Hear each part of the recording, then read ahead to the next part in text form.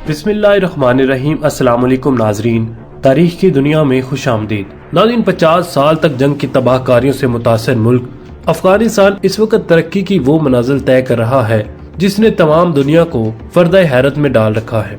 किसी ने सोचा भी नहीं था कि बरसों से गरीबी, भूख और जंग में घिरा हुआ अफगानिस्तान ऐसा कुछ अचीव कर सकता है। अफगानिस्तान दुनिया की सबसे बड़ी आर्टिफिशियल नहर बना रहा है, जिसकी मदद से न सिर्फ वो अपने मुल्क को दुनिया की बड़ी ताकत बनाने में कामयाब हो जाएंगे, बल्कि इसके जरिए अब वो तमाम दुनिया को बदलने का इरादा भी रखते हैं।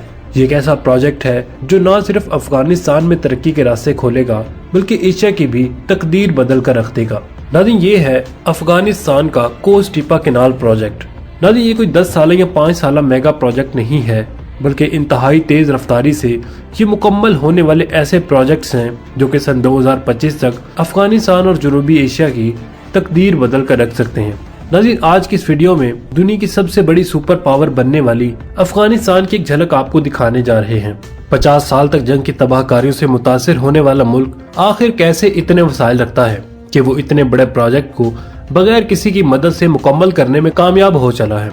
285 किलोमीटर लंबी और 500 मीटर चौड़ी इस नहर का नाम टीपा कैनाल है, जो अफगानिस्तान की तकदीर बदल कर रख देगी। इस नहर को बनाने के लिए अफगानिस्तान की हुकूमत ने किसी से कोई मदद नहीं ली, ना ही कोई इक्विपमेंट और ना ही कोई इंजीनियरिंग टीम।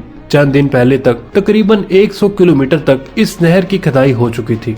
लेकिन नाज़रीन, सवाल ये पैदा होता है कि अफगानिस्तान को इतनी बड़ी नहर बनाने की जरूरत क्यों पेश आई। नाज़रीन, अफगानिस्तान को एक मुकम्मल लैंडलॉक कंट्री कहा जाता है क्योंकि इसके किसी हिस्से के साथ कोई समंदर नहीं लगता।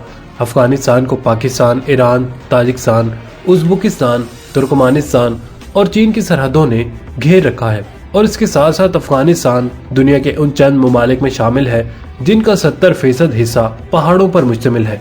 नाज़रीन, अमेरिका जब अफगानिस्तान से जा रहा था तो अफगान तालिब इल्मों के बारे में तमाम दुनिया का यही ख्याल था कि ये लोग जंग जीतने में तो कामयाब हो गए हैं और इन्होंने अपनी हुकूमत भी कायम कर ली है, मगर ये अफगानिस्तान को संभाल नहीं सकेंगे और कुछ दिनों के अंदर ये पूरी तरह फ्लॉप हो जाएंगे और इनकी हुकूमत बिल्कुल खत्म हो जाएगी, क्योंकि इन लोगों के पास ना तो वो काबिलियत है और ना ही तजर्बा जिसके बलबूते पर किसी मुल्क को तरक्की की मंजिलों पर ले जाया जा सके।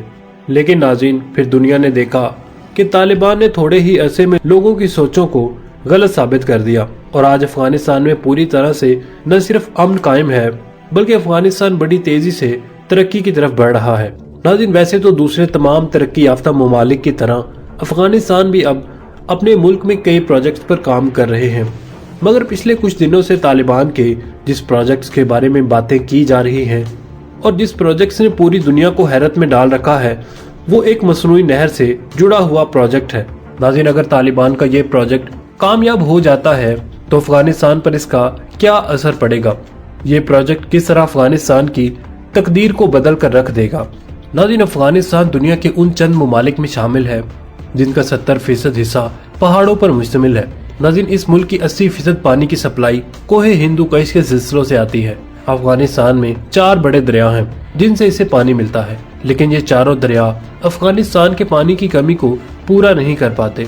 यही वजह है कि अफगानिस्तान हमेशा से पानी के मसाइल का शिकार रहा है। अफगानिस्तान के शुमाली इलाका जात पानी की किल्लत के सख्त शिकार हैं और अमेरिका और अफगानिस्तान की जंग के बाद अफगानिस्तान के इन मिसाइल में मजीद इजाफा होता चला गया।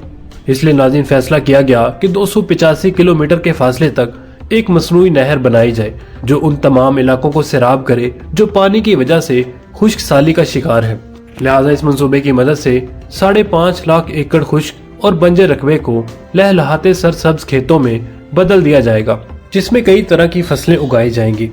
अगले 2 सालों में अफगानिस्तान इस कैनाल की मदद से न सिर्फ अपने मुल्क की जरूरियात के लिए गंदम और मुख्तलिफ अनाज उगा सकेगा, बल्कि 50% गंदम दूसरे मुल्कों को एक्सपोर्ट करने के काबिल भी हो जाएगा। नाज़रीन, ये प्रोजेक्ट मार्च 2022 में शुरू हुआ था और उम्मीद की जा रही है कि जिस तेज रफ्तारी से काम जारी है, ये प्रोजेक्ट 2025 तक मुकम्मल हो जाएगा। जब ये प्रोजेक्ट शुरू हुआ तो लोगों का कहना था कि अफगानी इंजीनियर टेक्नोलॉजी में इतनी महारत नहीं रखते कि वो इतने बड़े प्रोजेक्ट को कंप्लीट कर सकें, लेकिन आज तमाम दुनिया ये देखकर हैरान है कि अफगानी इंजीनियर्स किस महारत और मंसूबाबंदी से तेजी से इस प्रोजेक्ट को कंप्लीट कर रहे हैं। नाज़रीन, इस प्रोजेक्ट को 3 फेज में डिवाइड किया गया है। पहले और दूसरे फेज में इस केनाल की खुदाई की जाएगी जो कि 100 किलोमीटर तक हो चुकी है। इस मकसद के लिए 200 लोकल ठेकेदारों को मुंतखब किया गया है और 7000 क्रेनों और बुलडोजर्स को इस काम पर लगाया गया है। नाज़रीन, हैरानकुन बात यह है कि ये बुलडोजर्स, क्रेनें और दूसरी मशीनरीज बड़े मुल्कों से इंपोर्ट की हुई जदीद मशीनें नहीं है, बल्कि ये बुलडोजर्स और क्रेनें 1960 की दहाई की हैं। लेकिन इससे भी ज्यादा हैरानकुन बात यह है कि वो बड़ी महारत से इस मशीनरी को अपने मकसद के लिए इस्तेमाल कर रहे हैं। तमाम काम एक मंसूबा बंदी और तरतीब से किया जा रहा है। तमाम ट्रक एक लाइन में खड़े होते हैं और इंजीनियर का इशारा मिलते ही क्रेनें इनमें मिट्टी डाल देती हैं। नाज़रीन, इतनी ज्यादा मिट्टी को एक जगह से मुंतकिल करना बहुत ही मुश्किल काम था, लेकिन अफगानी इंजीनियर्स ने इसका बहुत खूबसूरत हल तलाश किया। उन्होंने इस मिट्टी को नहर की बाउंड्री पर डालना शुरू कर दिया। इन्होंने नहर की बाउंड्री किसी कंक्रीट या सीमेंट से बनाने के बजाय नहर से निकाली गई मिट्टी से बनाने की तजवीज पेश की, जिसके 2 फायदे थे। एक तो इस मिट्टी को उस जगह से दूसरी जगह मुंतकिल करने के झंझट से जान छूट गई और दूसरी तरफ बाउंड्री पर कंक्रीट के इजाफी खर्चे से भी जान छूट गई। नाज़रीन, इस मिट्टी को बाउंड्री में डालने का ये भी फायदा हुआ कि पथरीली जमीन के बजाय मिट्टी की बाउंड्री इजाफी पानी को जज़ब कर लेगी और इस बाउंड्री पर सब्जियों की फसल काश्त की जा सकेगी। दुनिया को ये देखकर और भी हैरानी हुई कि एक तरफ तो नहर की खुदाई का काम जारी है, दूसरी तरफ नहर के आसपास सब्जियां, पौधे और दरख्त लगाने का काम भी जारी हो चुका है। इस केनाल का काम मुकम्मल होने के बाद वाटर पाइप लाइनों के जरिए 5 किलोमीटर के फासले तक इसका पानी पहुंचाया जाएगा। नाज़रीन, एक हैरानकुन चीज जो दुनिया के सामने आई वो ये थी कि इस नहर के आसपास बने ट्यूबवेल और वाटर पंप्स को चलाने के लिए बिजली के बजाय सोलर सिस्टम लगाए गए, जिससे बिजली के इजाफी खर्चे से बचा जा सकता है। इस प्रोजेक्ट को लेकर मुख्तलिफ लोगों ने बहुत प्रोपोगंडा किया। कुछ लोगों का कहना था कि अफगानी इंजीनियर्स में इतनी महारत और टैलेंट नहीं है कि वो ऐसे प्रोजेक्ट्स को हैंडल कर सके, तो दूसरी तरफ कुछ लोगों का ये भी कहना था कि अफगानी ठेकेदारों को वक्त पर तनख्वाहें नहीं दी जा रही। नाज़रीन, इस तमाम प्रोपेगेंडे में कोई हकीकत नहीं है। नाज़रीन, तज्जियाकारों का कहना है कि अगर ठेकेदारों को वक्त पर पैसे ना मिलते तो इतनी तेज रफ्तारी से ये काम कभी मुकम्मल ना होता। नाज़रीन, ये प्रोजेक्ट अफगानिस्तान में तरक्की और खुशहाली के लिए एक संगे मील की हैसियत रखता है, जिसकी मदद से तालिबान खुश्क और बंजर इलाकों को सरसब्ज और लहलहाते खेतों में तब्दील कर देंगे। नाज़रीन, अफगानिस्तान के मुकामी लोग भी हुकूमत के इस काम से बहुत ही ज्यादा खुश हैं, क्योंकि इनकी वजह से इनके खेत सैराब होंगे और वो माशी तौर पर खुद कफील हो जाएंगे, बल्कि दूसरे ममालिक को भी अनाज एक्सपोर्ट करने के काबिल हो जाएंगे। नाज़रीन, तमाम बड़े ममालिक ग़िज़ाई अनाज के हसूल के लिए अफगानिस्तान के मोहताज हो जाएंगे, जो अफगानिस्तान की इकोनॉमी में एक बेहतरीन संगे मील साबित होंगे।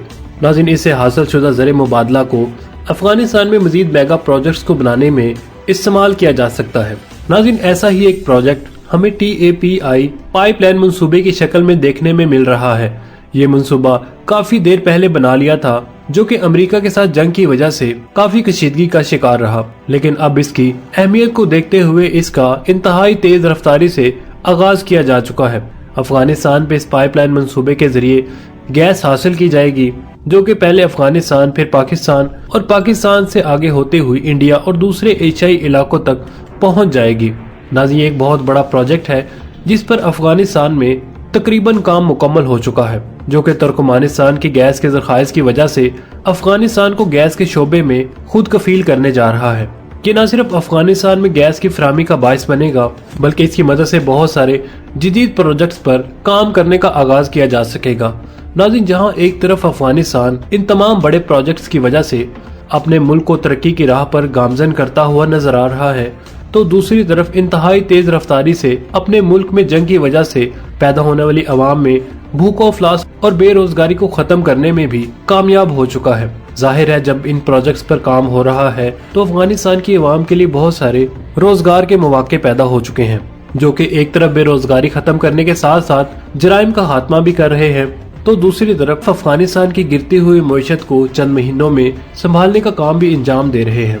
नाज़रीन, अफगान हुकूमत ये भी कोशिश कर रही है कि इनके तमाम प्रोजेक्ट्स पर इस्तेमाल होने वाली टेक्नोलॉजी और मशीनरी को बाहर से इम्पोर्ट ना किया जाए, बल्कि जो सहूलियात इनके पास इस वक्त इनके मुल्क में मौजूद हैं, इन्हें ही अच्छे तरीके से इस्तेमाल किया जाए। इनके इंजीनियर्स बड़ी अक्लमंदी और ईमानदारी से अपनी पुरानी मशीनरी को अच्छे तरीके से न सिर्फ इस्तेमाल कर रहे हैं, बल्कि बड़ी मंसूबाबंदी के साथ एक प्रोजेक्ट को दूसरे प्रोजेक्ट में मुंतकिल कर रहे हैं। वो लिथियम और दूसरे मादनी जरखाइज को फौरी तौर पर निकाल रहे हैं और इन्हीं जरखाइज को साथ ही अवामी फलाह बहबूद के लिए इस्तेमाल भी कर रहे हैं।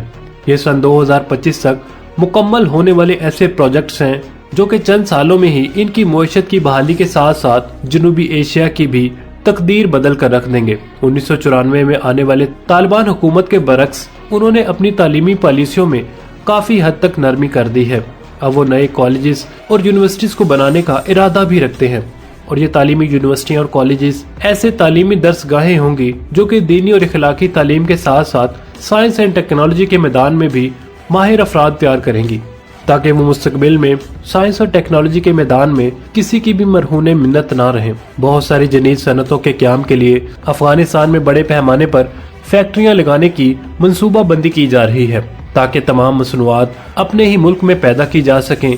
नाज़रीन, जब अफगानिस्तान माशी लिहाज से स्ट्रॉन्ग और साइंस और टेक्नोलॉजी के मैदान में मजबूत हो जाएगा तो अमन और अमान की सूरत हाल खुद ब खुद बेहतर हो जाएगी। नाज़रीन, अफगानी तालिबान ने ना तो जंग के बाद इन अपने हालात का रोना रोया और ना ही कशकोल लेकर IMF के पास $1 अरब का कर्जा लेने पहुंचा, बल्कि इन्होंने मर्दाना तौर पर अपने हालात का मुकाबला किया और अपने मौजूदा वसाइल को अच्छे तरीके से इस्तेमाल करते हुए अपने मुल्क को तरक्की की राह पर गामजन किया। इन्होंने ना तो मॉडर्न और तरक्की याफ्ता होने के लिए दीन से दूरी इख्तियार की और ना ही करप्शन के लिए बैरून मुमालिक में अपने अकाउंट्स खोले। नाज़रीन, पूरी दुनिया ने देखा कि इन्होंने अपने कम वसाइल के साथ साथ इंतहाई कलील मुद्दत में अपनी आवाम की भलाई के लिए काम किया। हम जहां एक तरफ अफगानी इंजीनियर्स को महारत और जिद्दत से पुरानी मशीनरी के साथ मुनज़्ज़म तरीके से काम करते हुए देखते हैं तो दूसरी तरफ नमाज के वक्त इंजीनियर्स और कारीगरों को तपते हुए बंजर इलाकों में अपने खुदा के आगे सजदा रेज होते भी देखते हैं। नाज़रीन, सोचने वाली बात यह है कि हम जानते हैं कि अल्लाह ताला ने पाकिस्तान को बेबहा कीमती खजानों से भी नवाजा है, तो क्या हमारे पास वसाइल की कमी है या फिर अफरादी कुव्वत की? तो फिर हम क्यों कशकोल लेकर IMF के पास कर्जा लेने के लिए जाते हैं?